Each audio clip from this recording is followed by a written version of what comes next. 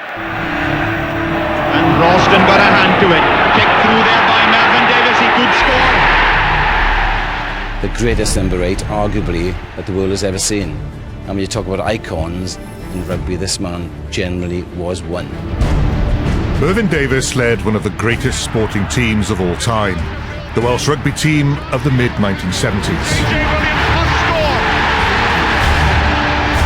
Mervyn Davies, captain of Wales, as they've won the Grand Slam. But just as he was at the height of his powers, his career was cruelly cut short. What really brought it home was seeing the newspaper accounts, Mervyn Davies fights for his life.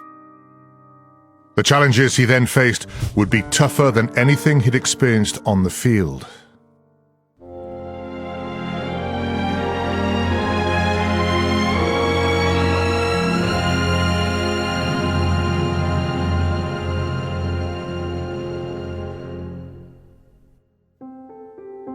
Thomas Mervyn Davies was born in Swansea in 1946. His father, Di, was a welder and a keen rugby player who'd once played for Swansea as a number 8. When Mervyn was a boy, he made an important discovery about his dad. Being a typical nosy little boy, sort of searching the cupboards in the wardrobe and places I shouldn't have been, and there was this red jersey with the 3 feathers on it. I didn't understand at all what it was. So I did ask him, what's this red jersey? He explained that that was a Welsh international jersey that he'd won playing for Wales in the Victory Internationals, which were played immediately after the Second World War. It left its mark in the back of my head, there's no doubt about that. Up in the morning and out to school. At the age of 11, Mervyn started at Penlan Multilateral School. Penlan was blessed with an enthusiastic games master called Gwyn Watts, who spotted Mervyn's potential. He was a natural basketball player and was also selected for the school rugby team. Mervyn started out as a winger, but it soon became clear that he belonged in the pack, playing the physically tougher role of number 8. He was like a spider monkey, Mervyn. He was all arms and legs. When he tried to get the ball off you, you just couldn't get away from him. He just enveloped you, he wrapped you up. Let's go surfing now, everybody's learning how. Come on. In 1965, Mervyn immersed himself in a whole new world of physical activity when he left school to become a trainee teacher. At Swansea College of Education, he was one of a gang of sport-loving students who made the best of their 3 years on the West Wales coast. We were either on, in or under the sea, snorkeling and some scuba diving. Surfing was a big thing. And of course it was the 60s. And lots of different things changed in the 60s, much to our pleasure. Swansea was definitely swinging in the 60s. We had some good time. It was at Swansea College that Mervyn met a young trainee teacher who was studying divinity. I first met Mervyn when I was 18. He was 6'5", so yes, of course, he stood out and he had a mop of curly dark hair. We went out a couple of times. He was fun, very friendly. He had a very good sense of humour, but he was quiet. And he'd be winding you up in the background and you wouldn't realise it until all of a sudden you see him smiling and laughing, As a student, Mervyn pursued his love of sport, playing for the college rugby team.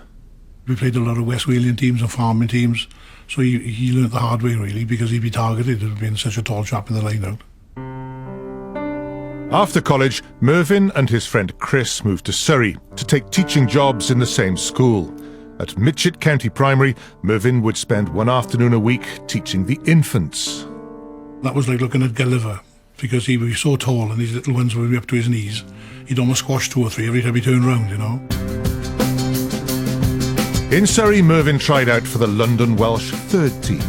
After scoring 3 tries on his debut, he was moved up to the seconds, but it would take a far greater leap for him to make the first 15 at London Welsh.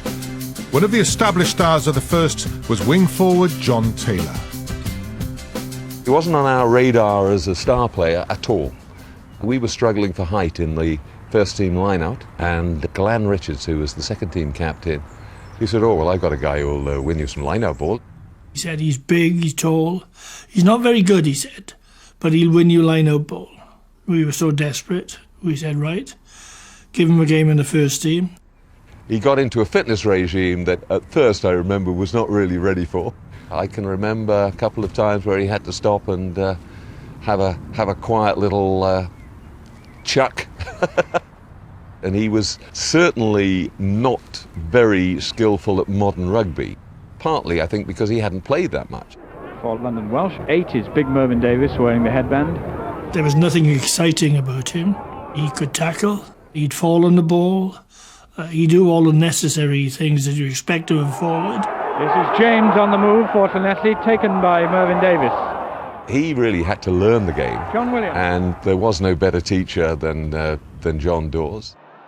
At London Welsh, Dawes was developing a new style of rugby that was expansive and free-flowing. That's Dawes deciding to go on his own. John Dawes was my mentor, and still is to this day probably. It was the first time in my life, if you like, that I met somebody not only respected as a rugby player, but as a person. There wasn't that much difference in their age, but he was a bit of a father figure to me in many ways. After just 6 games for London Welsh, Mervyn was given the opportunity to try out for Wales. A week after the trial, he'd still heard nothing. The Welsh teams were announced on the Thursday, the week prior to the international. And we hadn't had a telegram, we hadn't had a telephone or anything. So we were in the car going into school. As we arrived in Mitchell, I thought, well, let's buy a paper and see if the Welsh team is in it. Okay, so I was driving, so he jumped out and he came back with all papers with the Daily Mirror, an English Daily Mirror. You can remember running across the road, oblivious to any cars, shouting to him, "You're in, you're in." And he said, "In what?" I said, "You're in the team." And there in the bottom corner of the back page, in about a quarter-inch space, was the Welsh team. And the last name was mine. And he took the paper and read it about 24 times. And mysteriously, the car seemed to turn around and go back to Guildford because we didn't go to school that day. Mervyn made his international debut at Murrayfield on the 1st of February 1969. Just the 2 new caps, John Williams, the fullback, and the number 8, Mervyn Davies. I remember him as a gangly number 8 coming from London Welsh and wondering what sort of a player he'd ever make. There was more meat on a skewer and I just wondered how effective he'd be in the scrum. Wales were in need of some help up front. They hadn't tasted success for some time. In '67, we were looking at being the first ever Welsh team to be whitewashed in the championship. And then the following season, we didn't really get very good results. And then suddenly 69, Mervyn in at number 8, JPR in at 15. They were the missing ingredients. And a good drive. There's the new number 8 forward, Davies. On the day, Merv helped Wales beat Scotland 17-3. As the new Welsh team notched up one success after another that season, their new number 8 caught the attention of the press. Mervyn Davies, the number 8, perhaps a bit inexperienced, but has done a lot of very useful work. His rise was meteoric. That prompted the Evening Standard to, well, look, here's a story here. And so the story came out, look, it's Merv the Swerve. He did say that he'd never actually swerved in his life, but it rhymes. We all, as rugby players do, took the mick out of him, you know. What is this all about? And he stuck. Swerve rose to the challenge of playing for his country. There's number 8 for Wales, big Mervyn Davies, who's been one of the big successes this season, come into the side. With Merv's help, Wales ended the 1969 season as holders of the Triple Crown. This is out Jarrett, the doors, He learned his rugby at international level. In that group, we're talking about top-class international players, and all of a sudden, he's amongst that. And he began reading the game better, knowing what was expected of him. And as a result of that, he developed into an outstanding number 8. Mervyn's first try for Wales came during his second international season at Twickenham, when he realised every Welshman's dream. It's a try, it's Mervyn Davies who scored. He was by now part of a close-knit core of London Welsh players at the heart of the national team. Sunday morning at 6 o'clock in the morning, we'd be jumping into a car and going down to Wales. It was usually John Dawes' Mini. Sometimes we had people like Merv, Jeff Evans, Mike Roberts, JPR or JT, not all of them, but at least 4, maybe even 5 in a Mini. Merv became part of the group, and 4 of us rented a house and we became almost blood brothers. This is Barry John. In 1971, Mervyn and John Taylor helped Wales end 19 years in the wilderness, Try for Bevan. with their first Grand Slam since 1952. John Williams, Gerald Davies, and Ian Smith get him. It's Gerald Davies for Wales. That summer, 13 Welsh players were chosen to join the cream of British rugby on the Lions' 1971 tour of New Zealand. Among them were John Taylor and Merv. For both men, Wales's own tour of New Zealand 2 years earlier had provided an object lesson in the brutal physicality of the All Blacks. Wales really under pressure now. We'd been stuffed 2 years earlier as Wales, and we knew that we were up against it. When we went back in 1971, it was revenge time. Vengeance would not come easy. The Lions had never won a test series in New Zealand. Mervyn was ready for the challenge. By this time, he was a much stronger animal than he had been 2 years, so he could mix it and match it. And he was, I mean, he had a mean streak in him when he needed it, and that's what gained you respect down in New Zealand. Yes, there was kicking, there was gouging, there was fighting. But again, I expected it, and as long as all the forwards stuck together, then okay, we'll take it. He was very, very good at being able to keep all that absolutely under control, deal with it, take the physical punishment, hand a bit out, but still focus on the main aim, which was getting the ball. He was in his element on a New Zealand rugby field. That's what I needed. I enjoyed that challenge side of it, especially in the physical sense of sport. I needed that ultimate challenge, and I got it there, there's no doubt about it. On the 25, good tackle by Mervyn there, the cruncher. One of those squaring up to Merv on the field was the driving force of the All Blacks pack, Captain Colin Meads. Here he is once again, the man himself, 10 yards short of goal. He was always there, you know. Great big long arms, groppling for the ball. He seemed to always have his hands on the ball, and he was just a damn nuisance to play against, and which is the sign of a good forward. The Lions had taken the first test 9-3. New Zealand hit back a fortnight later, winning 22-12. What a brilliant score! When the teams met for a third time in Wellington, it was all to play for. Davies is there. Gerald Davies has scored a try. Taylor deflection. Edwards is nearly under the post. Can he get there? The Barry John has scored. What a try! The Lions have done it. That's one of the great feats in rugby history as far as British Lions are concerned. The Lions drew the final game, winning a series in New Zealand for the first time in their history. To go there and beat New Zealand in their own park and do something nobody else had ever done before was a tremendous, it was... I grew up, if you like. The Lions touched down at Heathrow to be greeted by thousands of jubilant fans. Soon after his return to Britain, Mervyn paid a visit to the Rhondda to call in on an old friend. That's really when our relationship took off. The players went to Downing Street, met the Prime Minister of the time, trips to Buckingham Palace and so on. It was awesome for me to be part of that. Now that he had a sweetheart in Wales, Mervyn's days at London Welsh were numbered. He suddenly started disappearing to Wales more often than had been the case. I knew he was seeing Shirley, and then he suddenly announced, he said, "You're not going to like this, Baz. I'm going back to Wales." Mervyn left the club that had turned him into a world-class player in order to return home to the one his father had once played for, Swansea. People were in awe of him. He was a god as far as rugby was concerned. He took the pressure off the rest of us because people were afraid of what he was going to do, and the rest of us could get on with the game. In 1973, Mervyn and Shirley got married and moved into a house of their own. Soon afterwards, Mervyn was once again selected to represent the Lions. We'd been married about a year when he went to South Africa for 3 months. The Lions' decision to tour South Africa during the era of apartheid was hotly opposed by both protesters and the British government. But for Mervyn, politics took second place to the sporting challenge. It was 78 years since the Lions had last won a test series in South Africa. He had a lot to prove because his mother felt that his rugby career would dip now that he was married. And I think he had become possibly a little complacent. He also had the competition with Andy Ripley. Andy Ripley was more athletic than Merv. He had had a good season for England and was their favourite.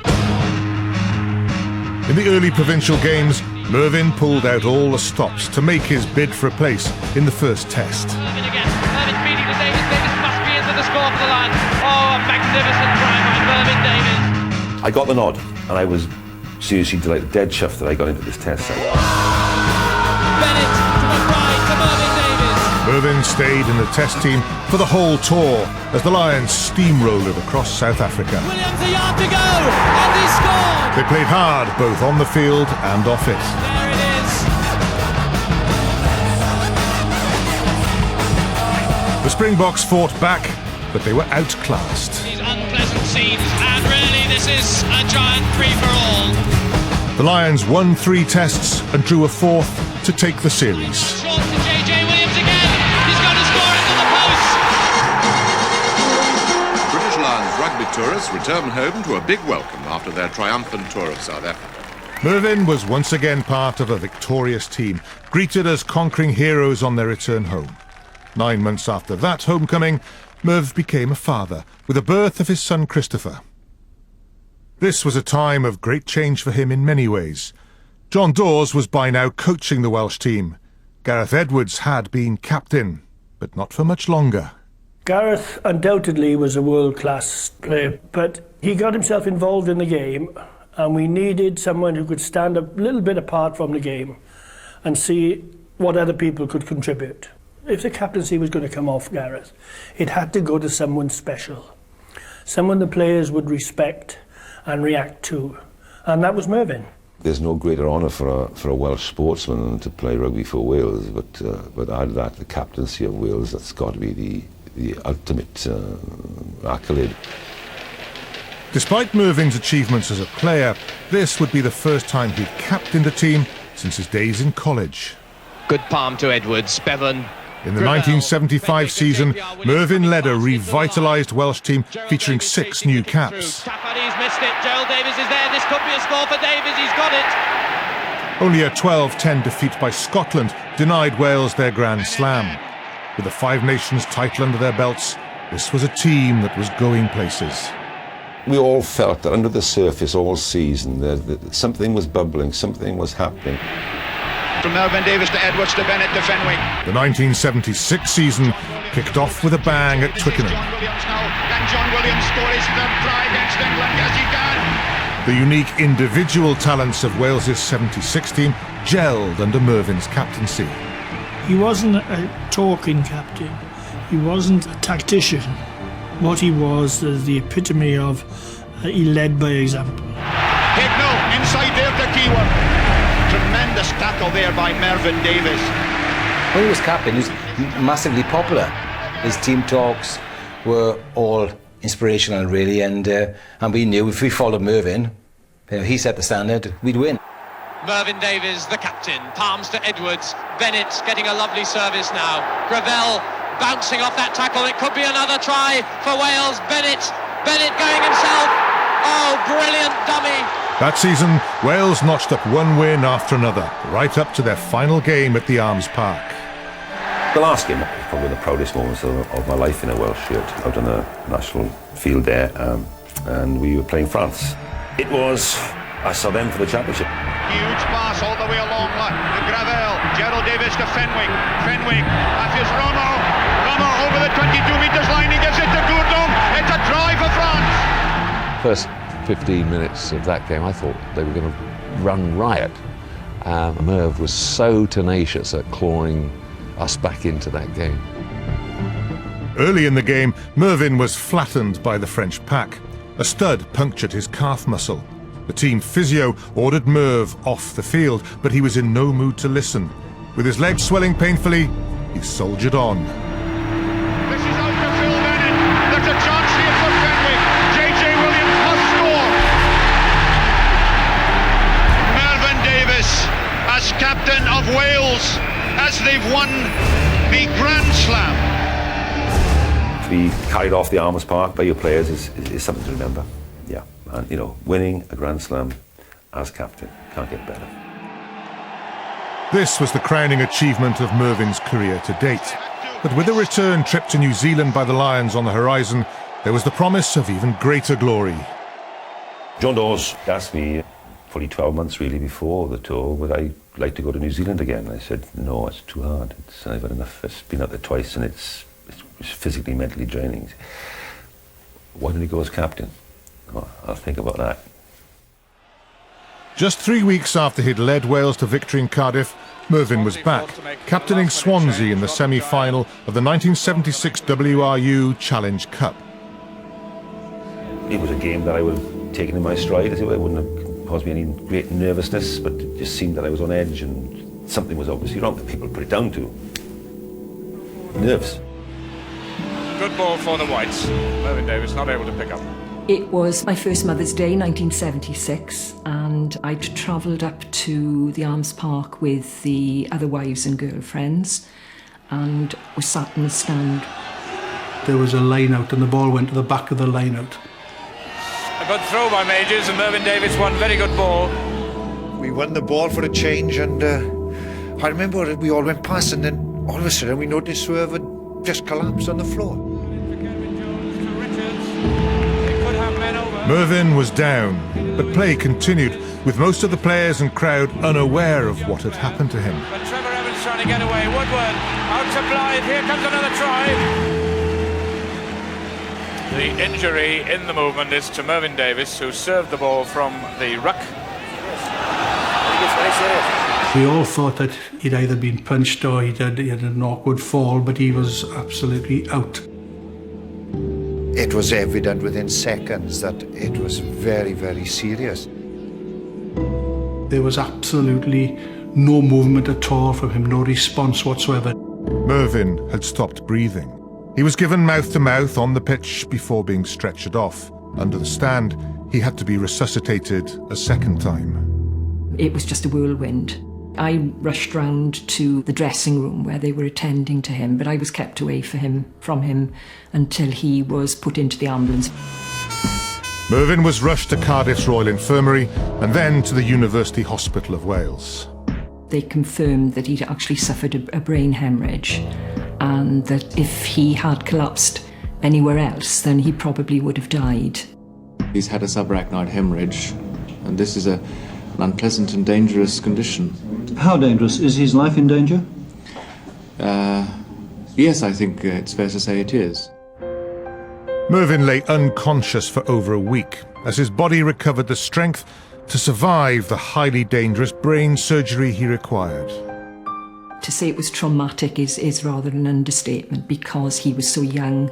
He was 29. We had an 11-month-old son. It was almost hourly phone calls. What's the situation? Well, he's still critical, but he's breathing by himself now. We really didn't think he was going to make it. 4,000 good luck messages poured into the hospital from well-wishers across the globe. Finally, 9 days after his collapse, Mervyn underwent an operation that involved 9 medical staff and lasted 3 hours. When I came to, it was all over, really. I was alive, and the expectations were that I would remain alive. You're looking pretty well. What sort of treatment have you had here at the University Hospital? Well, I think, as I said, I don't remember the first few weeks, but obviously the operation itself was very successful, and I think my progress since then has been quite good. After a month in hospital, Mervyn was finally allowed home. He was a fighter. He was determined to drive as quickly as he could. We lived in a close, and he had his brother sit with him, driving round and round there until he felt he could master driving again. So he made a very rapid recovery as far as he could. He was obviously never quite the same again physically. Limped a bit. He had this weakness down the left side. The thing that went with that weakness, his eyesight was terribly badly affected. Steps were a hurdle, which you'd often fall over. Little things you could do before, like jumping over a 2-foot-high fence. Coordination gone. We adjusted to it. Mervyn wasn't one to look for pity, and I didn't give it. He got involved with all the usual things in family life, and we just got on with it. But ahead of Mervyn lay a long psychological struggle to come to terms with the legacy of his brain injury. From competing against, shall we say, New Zealand one minute to not being able to beat my 1-year-old son at Tiddlywinks was a hard battle, if you like, to come to terms with. what do I do instead of rugby? I can't play tennis, can't play squash, can't play golf. Yeah, sorry, I could do them all, but be not very, very good at, and I've no chance of winning, and that hurts. I can't accept that. I need a chance to win. Rugby gave me all that I wanted to, and 80 minutes was mind-blowing. It must be something I only thinking like the people who take drugs. It's a mind-blowing experience, and it didn't just last for 80 minutes. It lasted for a good few hours after that, the high, if you like, and I had nothing to replace that. He felt robbed that this had been ripped away from him, and I believe that he made certain decisions, personally and professionally, that he would not have otherwise done if it hadn't been for the brain hemorrhage. Life became a little bit problematical. How do you fill in this void, if you like? The local pub had a bit of hammering sort of thing, and no, that didn't work really. I think what happened was that drinking became an excuse. It was the one party we could still share his company with. We could go out and, and have a pint with him or what have you, and he would enjoy that. A lot of people, I think, in Swansea tried to do what they thought was the best for him and offered him partnerships, shares, directorships in a few companies, but they were mainly bars and restaurants. And what they really wanted him to do was go there and sort of shake and greet and booze with the regulars. And I don't think that was very good for him. I mean, there was a spell certainly where he was drinking too much. I feel quite ashamed of the fact that I could have sort of found solace in the bottom of a glass of beer, if you like. I think you have to pull yourself together and say, all right, there's more to life than just sitting here wallowing in your own self-pity. Mervyn's marriage to Shirley became one of the casualties of this turbulent period in his life. The couple later divorced. In the years following his injury, Mervyn tried to find a new role for himself. He coached a local club for a few years, but that didn't work out. He was still without direction when he crossed paths with Jenny, an old friend from his days at Swansea College. He went through a very hard time of finding himself again. He didn't have a purpose in life, I felt, any longer. And his heart was still in rugby. Mervyn and Jenny later married. During their time together, Merv would often recall the glory days of his rugby career. Some stories that he said were very amusing. And I said, well, you can always talk about this. People would love to hear about it. And he started after dinner speaking. At first he was very, very nervous, but over a period of years he became really, really excellent, I thought. It certainly gave him a sense of direction, and he got some of his self-esteem back. I was really proud of him. In 2001, Merv's former teammates chose him as the first chairman of Welsh Rugby's Ex-Players Association. A year later, rugby fans voted Mervyn the greatest Welsh captain of all time. In 2011, Mervyn was diagnosed with lung cancer. He died in March 2012, aged just 65. I remember him every minute of the day. He was liked by everybody and respected by everybody. If I had to choose an international team throughout the ages, I think his name would go down first as a number 8. The respect that he has worldwide is just immense, and rugby-wise, the best number 8 Wales have ever had. The best of the very best. As a player and as a man, you can't ask for more than that.